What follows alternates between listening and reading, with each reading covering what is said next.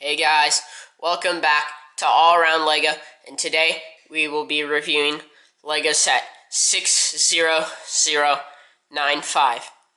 Let's get into it.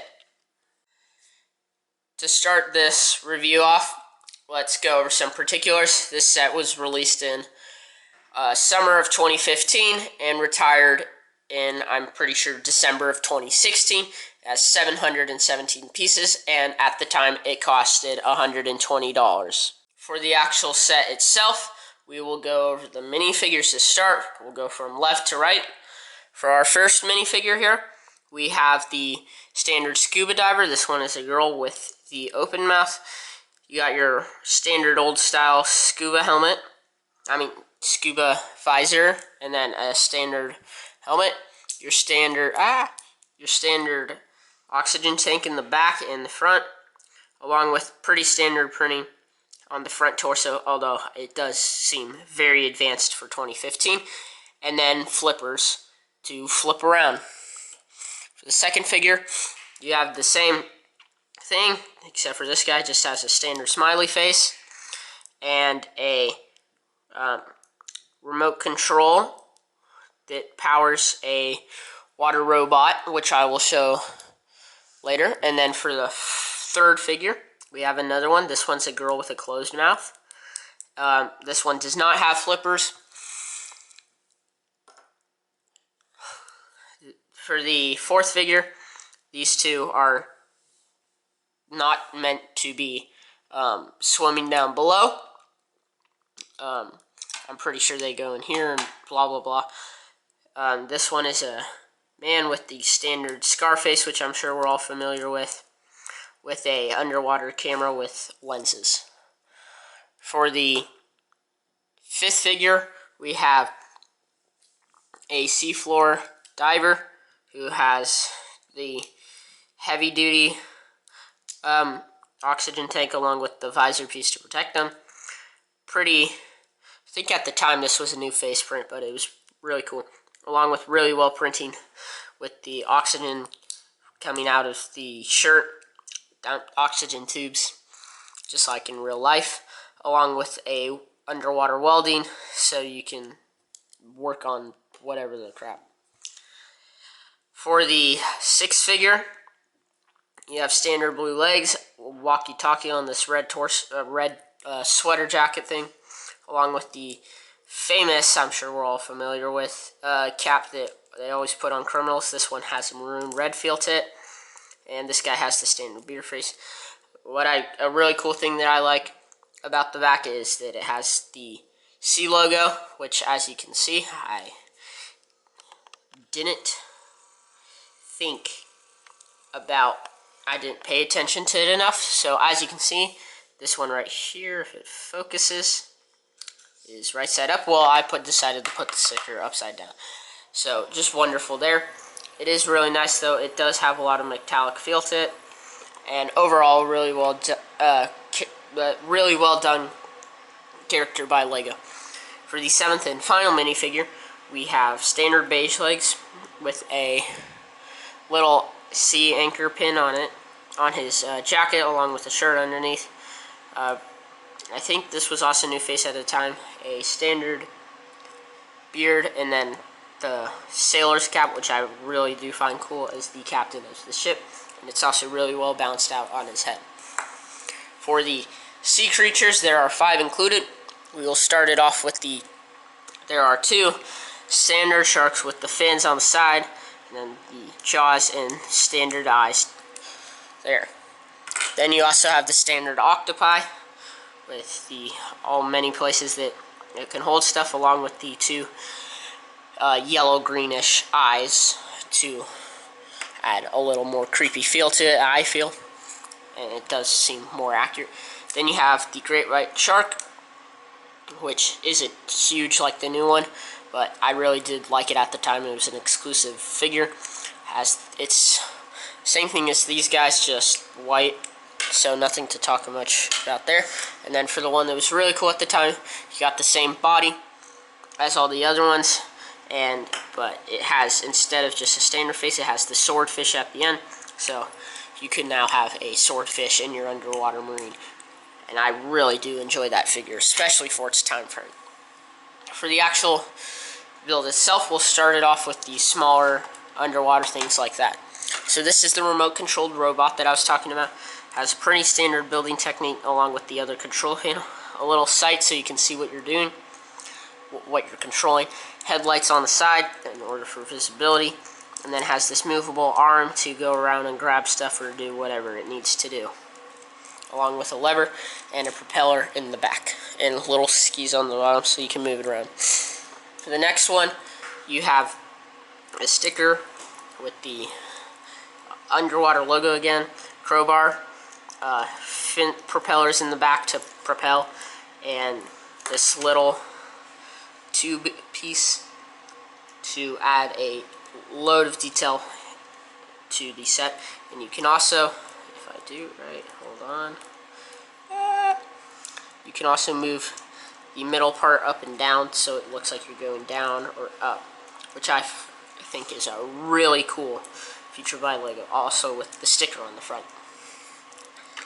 For the final side build, I guess, you have two very small propellers considering the other ones, with a grill piece on either side. I know I messed them up. I'm actually going to fix that right now if I can.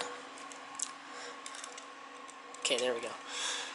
With the fins on the back, along with a tiny bit of detailing and a little hook on the back, which I'll show you what you can use that for in a moment.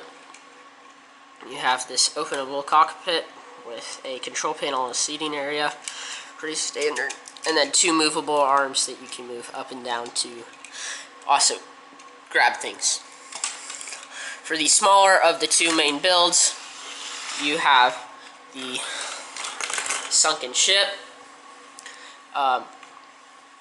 We'll start it off in this corner, if I can get the camera.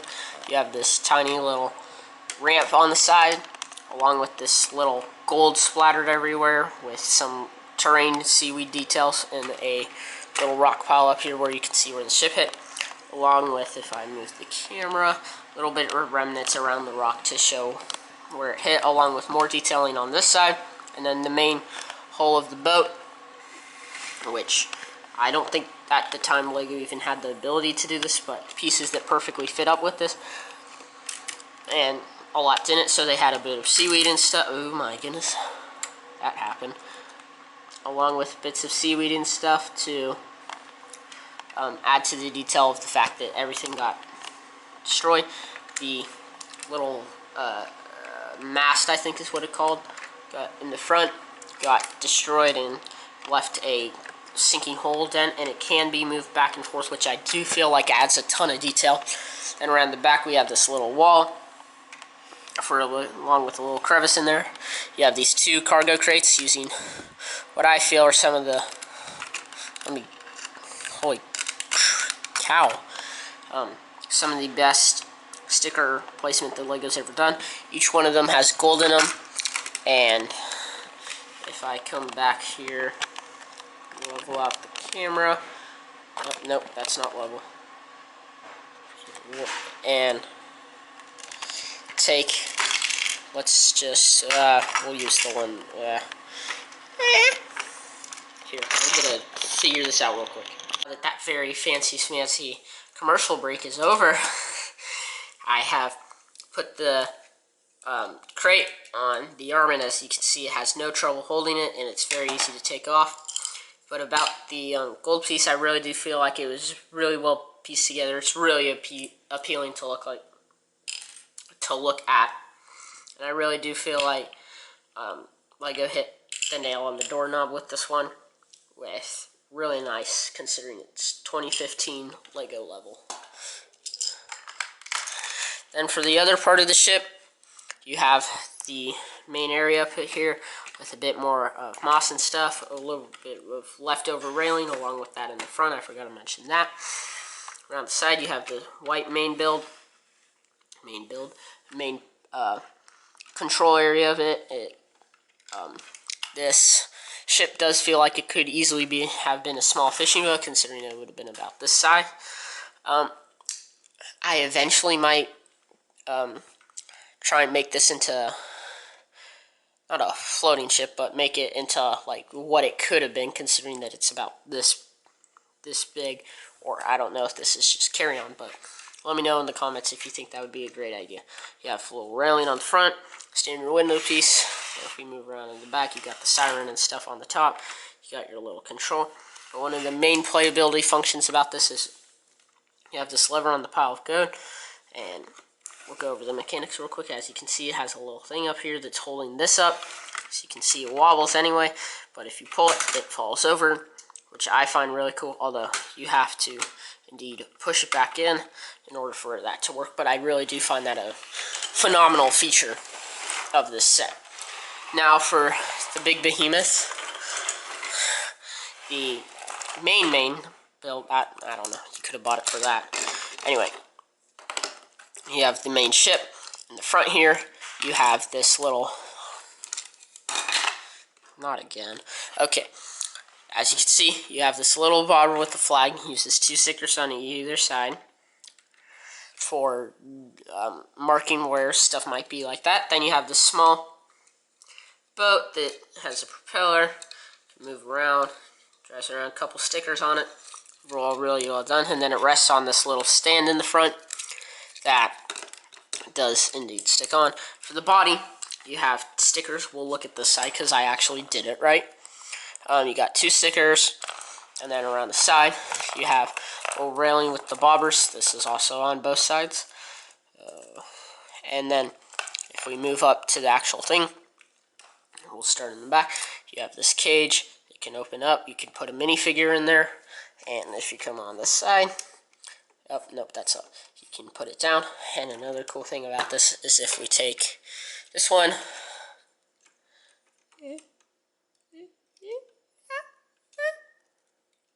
you can indeed, in fact, upper and lower it, which I find really cool, and LEGO really did think about this one a lot, more than their current ones, in my opinion. So you have that open area, and up here you have a little bit of back buildup, a lot of technical pieces, the control panels for this. And then if we move over into the main part of the ship, it has 3 levels. One main cool thing is you take this plate, give me a moment, and it does indeed easily come off, as you can see there. Inside you have the bunkers with the 2 beds, and if I take this off, it comes with the newspaper.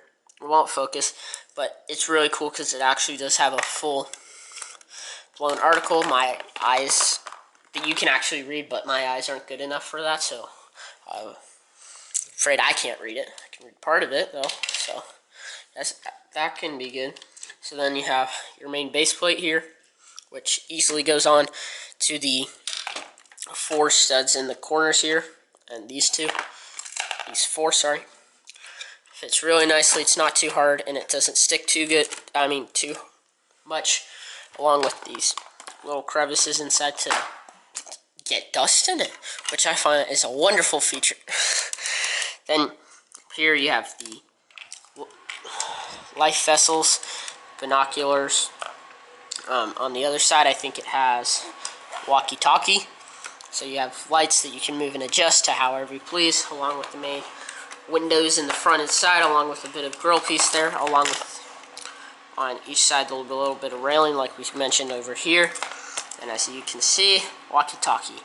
This piece here has a sticker on it that has an arrow so you can move it up and down, in case you didn't know that. And if we come back over here, this roof port, oh my goodness, that looks bad. Okay, normally it doesn't come off like that. It comes off pure like that. Has 3 separate pieces, like that. Opens up. Up here they could have used a little more smooth plate on it, but whatever, it's fine. So you have your grill, your random studs there, you got your control panels, your sonar, all that stuff, your gauge, your spinning wheel, your chair. Got more control panels and stuff in the back to maybe control a bit of the shark tank thing. Shark cage is probably what it's called, along with more windows in the back to add full accessibility. Then for the 3 pieces, you have this first piece which just has the little radar along with a green light and the horn. This one goes over here, and it fits very nicely as a roof. And as you can see, it has the opening on the side, which matches up very well, which I am indeed impressed with.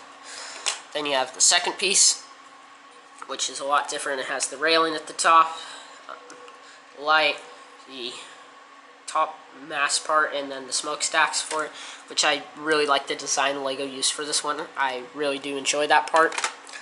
And then for the last part, you have just a standard thing like that.